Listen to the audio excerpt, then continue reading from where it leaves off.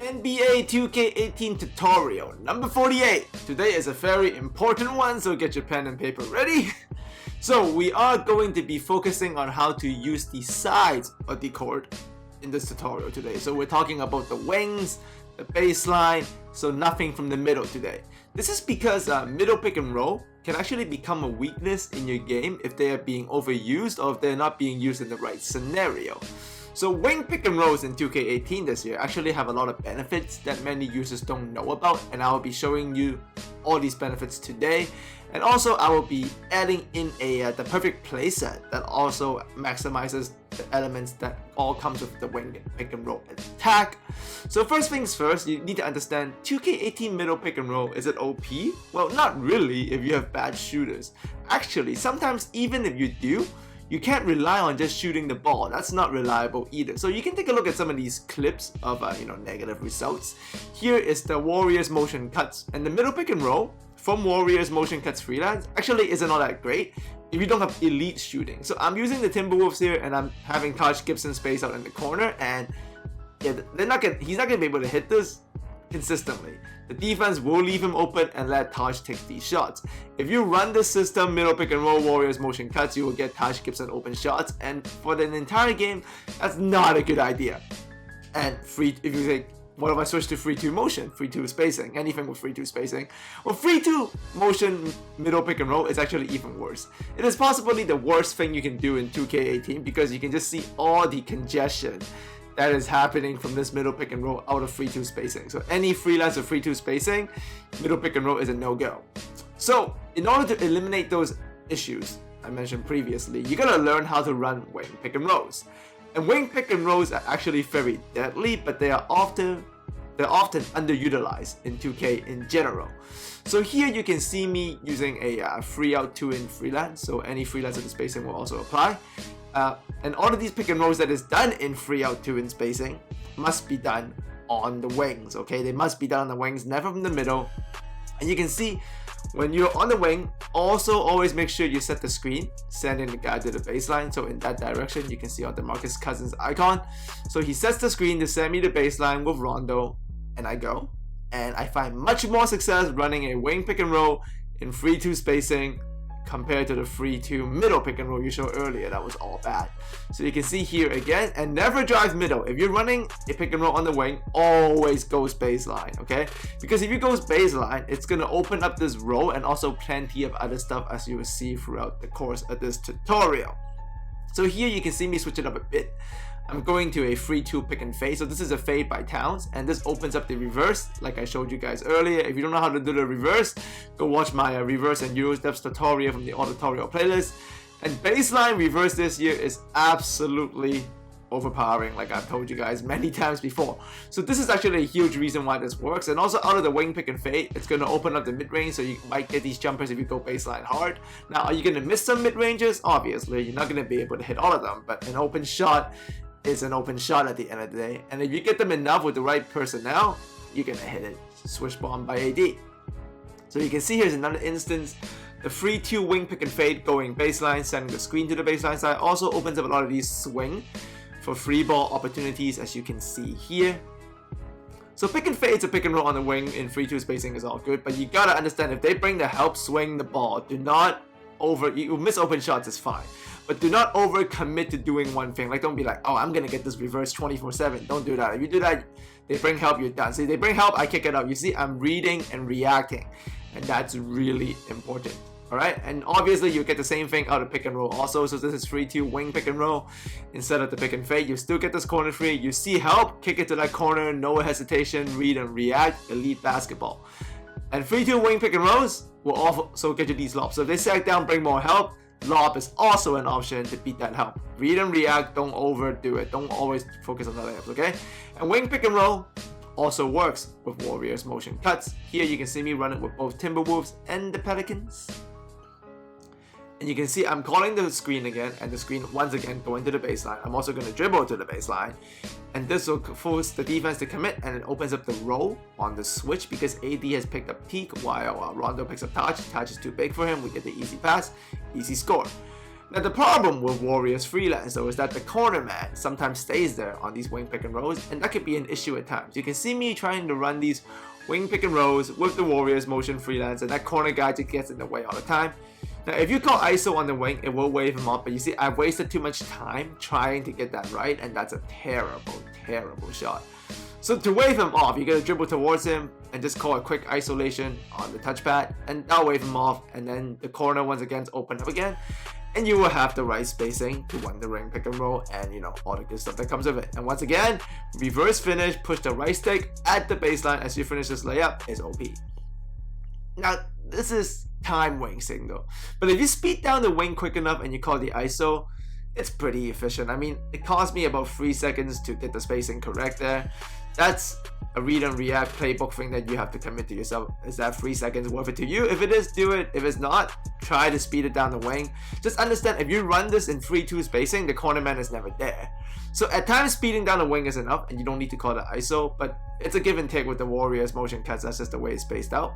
But if you run it in 3-2, you will not have these problems. That's why I showed you guys the 3-2 spacing earlier. There's never a corner guy in 3-2 spacing. Okay, and this wing pick and roll, if you do it right, it's OP because of this baseline reverse that is available to you. Now, Fist 1-5 wide is a set from the Spurs playbook, and I consider it an elite play set. I've showed you guys before, but today more details, because essentially one branch of this play actually takes advantage of all the wing pick and roll elements that I just showed you earlier in either 3-2 or Warrior spacing. So if you want to do this with my team, just look for the My Team playbook document I have in my pinned comment before offline and online guys to set it to Spurs playbook, Fist 1-5 wide, pick and roll ball handler. So you can see it here one time in real time. I'm running the set, and this is the wing pick and roll branch that comes with it naturally, and you can see all of the things I showed you previously playing out, but much smoother because this is a very good set. Now, but to get the smoothness though, you gotta nail this handoff. So to do the handoff correctly, you gotta take one dribble to Ross Teague, then stand still. You see me stand still with Wiggins, and I just hold on to circle, and then I let go of circle when Teague is close. Okay, I'm not touching turbo, and now I'm gonna hold turbo after the handoff is completed. So I'm gonna turn this corner quickly, get to that baseline level, and this time I'm gonna hit that reverse. The power forward, it was too late to help because I did it so fast. So Fist 1-5 wide is gonna get you every possible outcome you could get out of a wing pick and roll, and it's gonna get it to you smoothly because of this initial action that is so much faster and just much better pacing, much better spacing.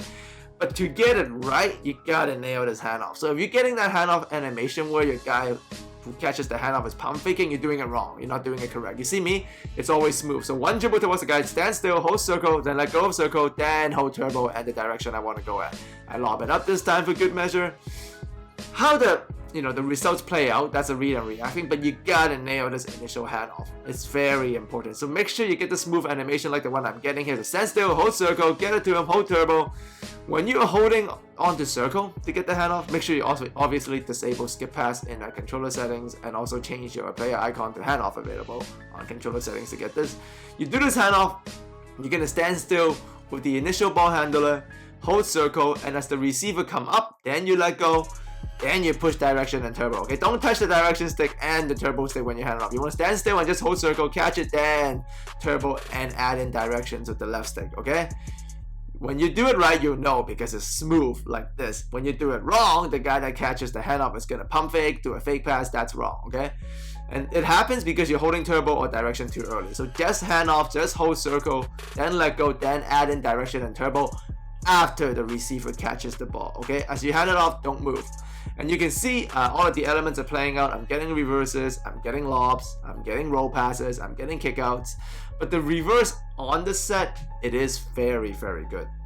The reverse layup is actually better than like a middle pick and roll layup, because I'm sure a lot of you have missed, straight on layups where you're open.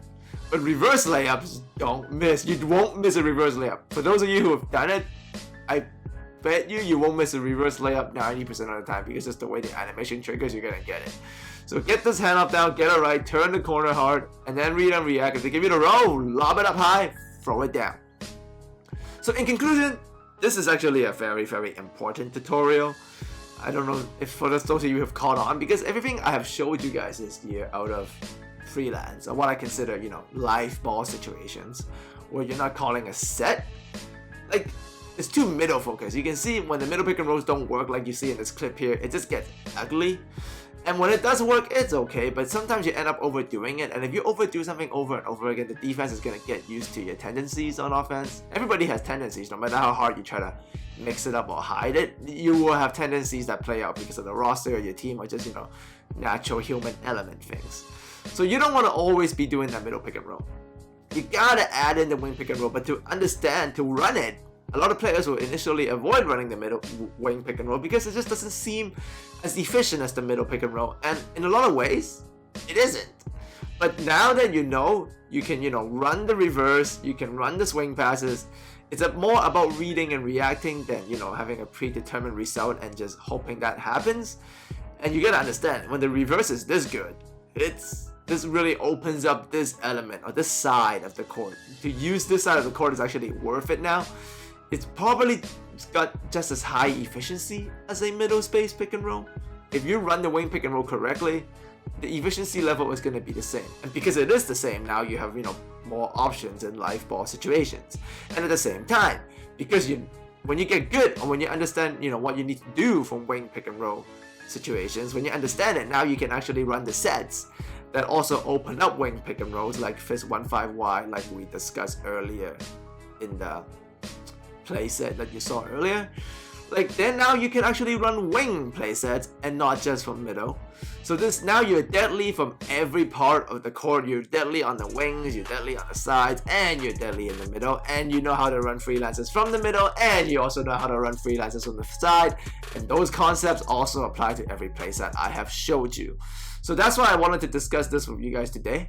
I want you to get good playing 2K on the sides and on the wings, because you got to play every angle of the court. And for those of you basketball junkies who's wondering, where is this from in real life, the best wing pick and roll team in the NBA is the Warriors. And even for them, they didn't really adapt to this until when they got Durant. This is about Durant, because Curry and Durant do love to run wing pick and rolls as their OP tactic, but they actually didn't get good at this until very late last year, post Durant injury.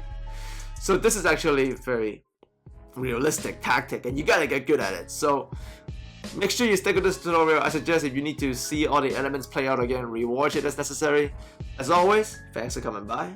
More playsets and some online gameplay this weekend. I appreciate all of your support, and yep, I will see all of you next time.